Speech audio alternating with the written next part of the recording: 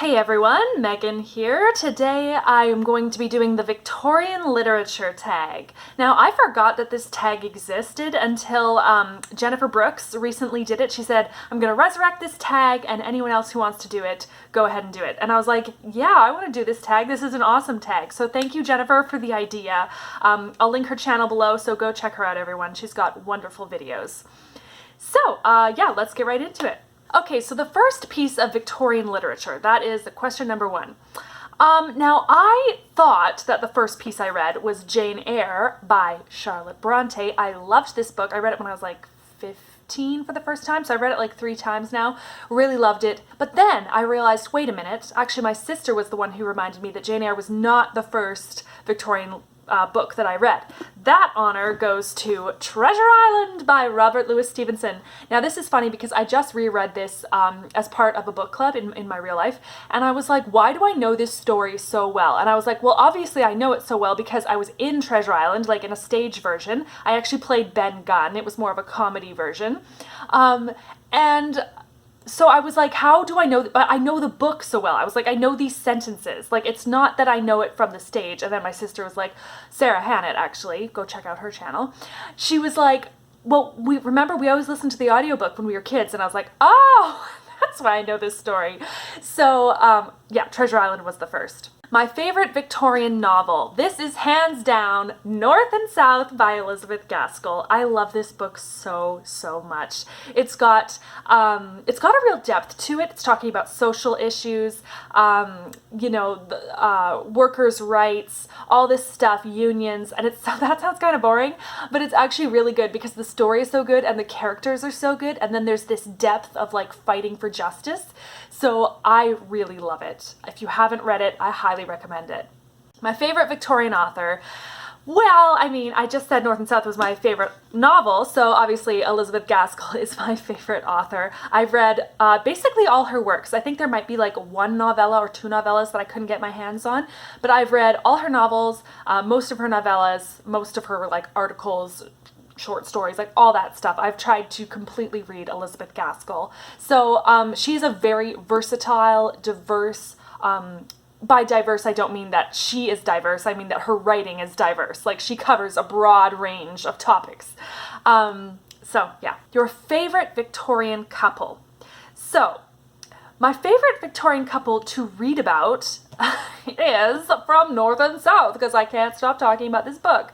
Margaret and Mr. Thornton have such a good relationship. Like, it's like Pride and Prejudice in a lot of ways, but their disagreement, they're fighting. The reason why they dislike each other is because they have different beliefs and different beliefs regarding social issues and stuff. So like their disagreements, they actually think more similarly than what they realize, but their disagreements are founded on something really like important and deep. Whereas with Lizzie and Darcy, it's more like, you seem rude and you're arrogant, so I don't like you. Not that I'm bashing on Pride and Prejudice, because I love Pride and Prejudice, believe me. But the couple that in real life, like if I were to know them in real life, I'd be like, yes, they have a great relationship. I really admire them. They're such a cute couple. That would be Molly and Roger. They're just so wonderful. I love them so much. They're such a good couple for each other.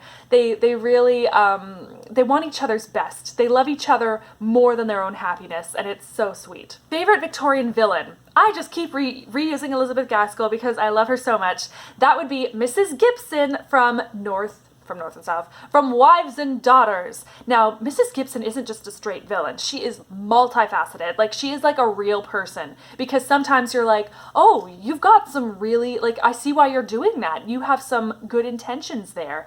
And then other times you're like, what are you doing? Stop doing that, Mrs. Gibson. You're such a terrible person. So it kind of flips back and forth my feelings towards her. And that's why Elizabeth Gaskell is just so good at characterization. Okay, my favorite book where someone dies of consumption, Jane Eyre.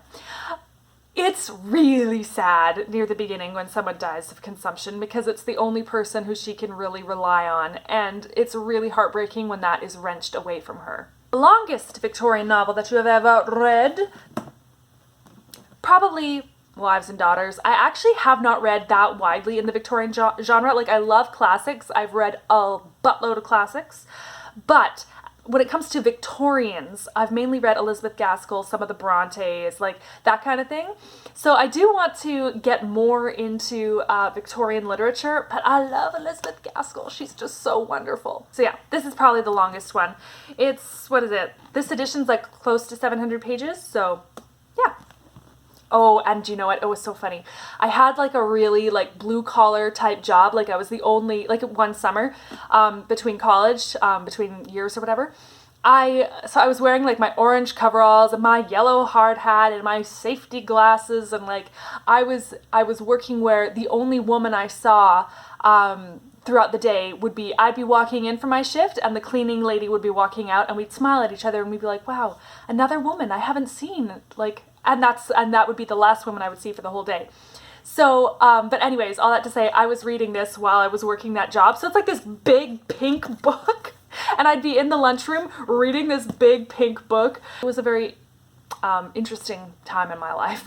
A Victorian novel you feel is underrated. Cause we're sticking with Elizabeth Gaskell, Mary Barton. This is like the prototype of North and South, but it is very different from North and South, and I love it.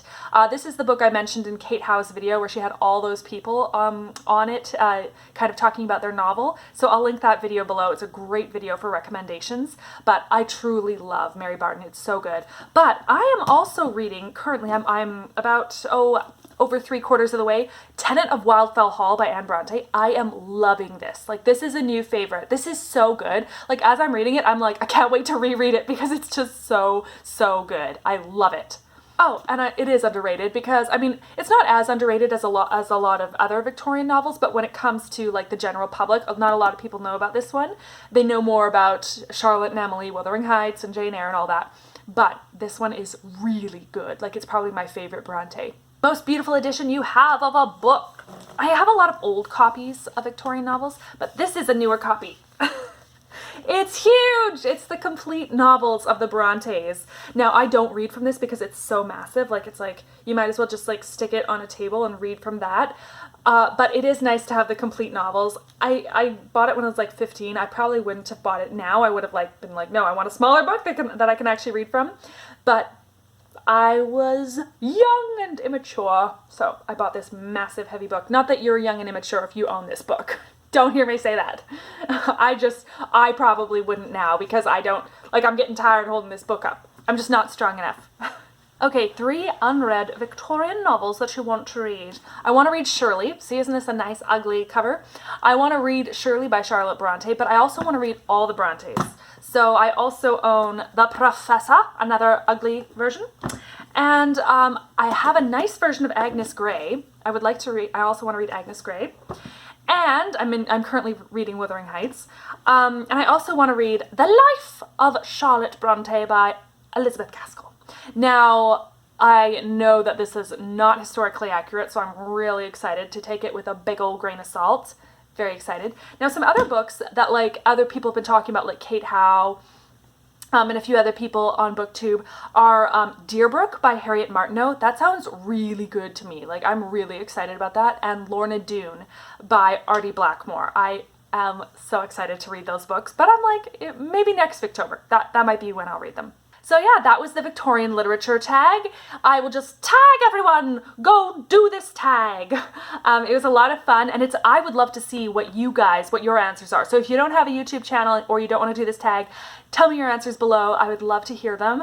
So yeah, I guess that's it for now. May you all be filled with peace, hope, love, and joy. So take care, everyone. Bye.